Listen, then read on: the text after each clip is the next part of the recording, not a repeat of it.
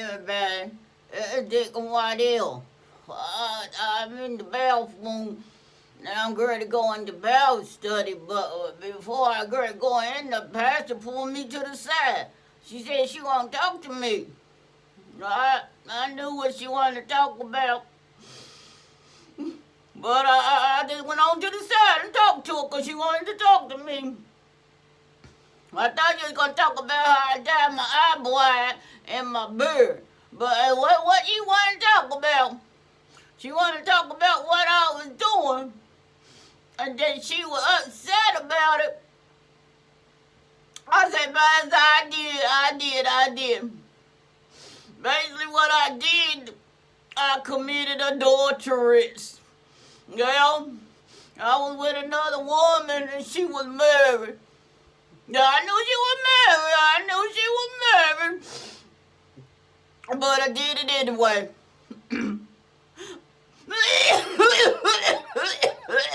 I'm sorry, I've been quiet. I ain't mad the way she mad at me. She said she was disappointed in me. But she said she still loved me. She still loved me. What I did was wrong. I didn't really know it was that wrong, but she said it's wrong. I said it isn't in the Bible, Pastor. She said, yeah. She said she's going to talk about it at Bible study. I said, Pastor, are you going to mention me? She said, no, I love her. Gotta go in Bible study. I can't believe that I committed adultery. Nigga, what else? I gotta stop quiet. It's my fault.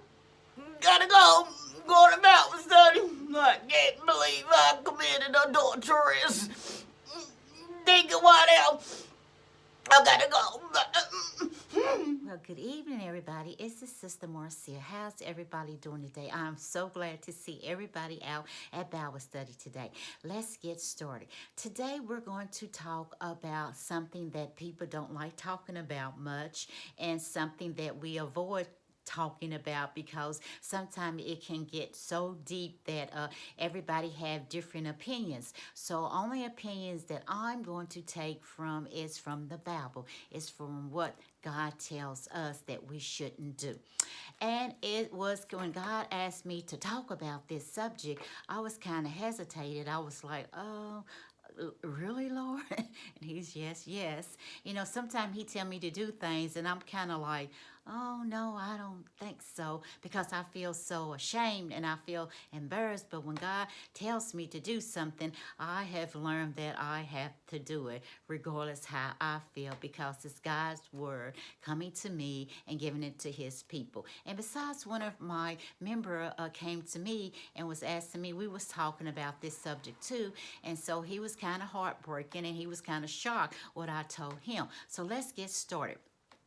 We're going to talk about marriage. Marriage is a commitment that two people, a husband and a wife, make to each other in front of God, that they want to spend the rest of their life together with each other. They don't want to be him and her anymore. They want to come together as one, united in front of God and making a commitment to each other and to God. And once you make that commitment to God, that's like you making a promise to him that you will stay with that one and to death do you apart. And to God decide to take the husband or the wife to heaven, and then you can break that commitment that you all made together in front of God. And something else, when you become husband and wife, you are not supposed to step outside of your marriage. You are not supposed to go and be with somebody else. You're not supposed to share your body or your soul or your mind with anybody else. You know, well, you can, well, basically your body with anybody else. That's the commitment. One of the things in the commitment that you have to do is that your body belongs, well, first of all, your body belongs to God. But when you become husband and wife, your body belongs to each other. Your body belongs to your husband, and your body the wife body belongs to the husband, and the husband body belongs to the wife.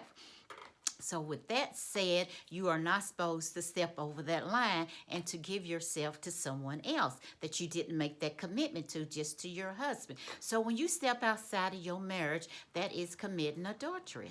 And what that is doing something that God said forbid for you to do, and that it's not right in God's eye, and it's not right, and it should be right in the husband's eye or in the wife's eyes. It's something that you should not do. You should know better that you should not do it. So, and when we do something like that, and we step outside of our marriage and give ourselves to someone else, that is a sin. That is wrong. Now, when people might say, well, that's a big sin, like I always said back in my other video, a sin is a sin. One don't outweigh the other. They all are still sin. One is not heavier, one is not smaller. They're equal. They're still sin. So, with that being said, so you're supposed to just give yourself to each other. And when you step outside of that and you do it somebody, like I said, that's sin, that's wrong. That's hurtful for your husband, or it might be hurtful for your wife, but most of all, it's hurtful for God, because you broke that promise that you made to God, that you say, we are to be together and to death do us apart. And you are still together because you're not gone in death. You're still here. So when you make that decision to sleep with somebody else other than your husband or your wife, you are committing adultery. And that is so wrong. It's in the Bible here. It's in the book of Exodus. And it's, I'm sorry, I thought somebody was at the door. And it's saying, you should not commit adultery. It's in the 10 Commandments. These are the rules that he gave us, that he would love for us to follow, that is necessary for us to follow. And that is as in the 10 Commandments, you shall not commit adultery.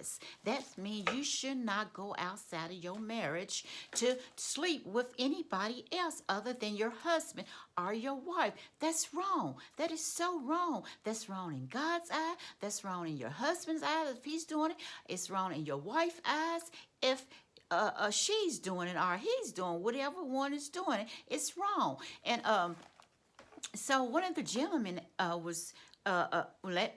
he said, do not say his name, and I will not. But he was doing it, and he did not think that it was wrong, because he said that both of them agreed to it. But one of them was married, and he was trying to justify, well, she's married, so it's wrong for her, but I'm not married. I said, no, it's wrong for you too, because you knew that she was married. So it was wrong for both of you all. I said, don't try to justify it or make excuses for why you did it now that you know that it's wrong. And he said he didn't know because he wasn't the one that's married. I said, but you knew that she was married, so it was wrong. So I said, when you know better, you do better. And God said that it's wrong. He said, do not commit adultery. Do not go outside of your marriage and have a relationship with someone else. It is totally wrong. So he asked me a question, and I was sitting there, and I was knowing what he was going to ask me, because this gentleman, when you talk to him about something, he always throw it back at me, and that's okay. That is really okay. I'm fine with it. And he asked me, have I ever committed adultery? And I said, yes, I have. I have. Now, it's nothing that I'm proud about. It's nothing that I really wanted to share with anybody, but I guess God wanted me to share it, and maybe he wanted me to share to let everybody know that we all fall short, that we are all not perfect, and that I am sure not perfect, and that I make mistakes, and I have made a mistake. And then the gentleman asked me, well, did you know better? And I said, yes, I did know better. And he said, then why you did it? I said, you know what?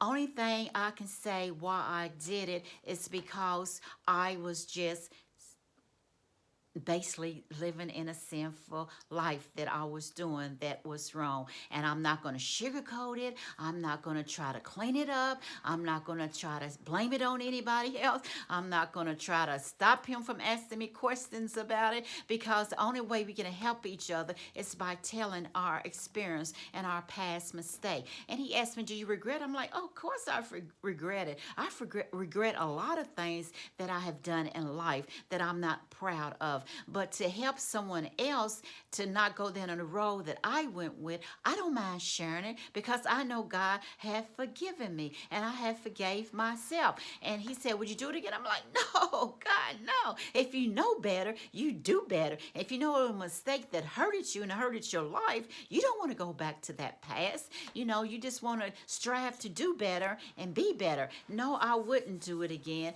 And I'm sharing it with you all to let you all know if someone is where I was in life, that it's necessary that we stop, that you stop. It's wrong. There's no right to it. It's all wrong. And it's wrong in God's eye, and it's wrong in your husband or your wife's eyes. It's just wrong. We have to try to live a Christian life.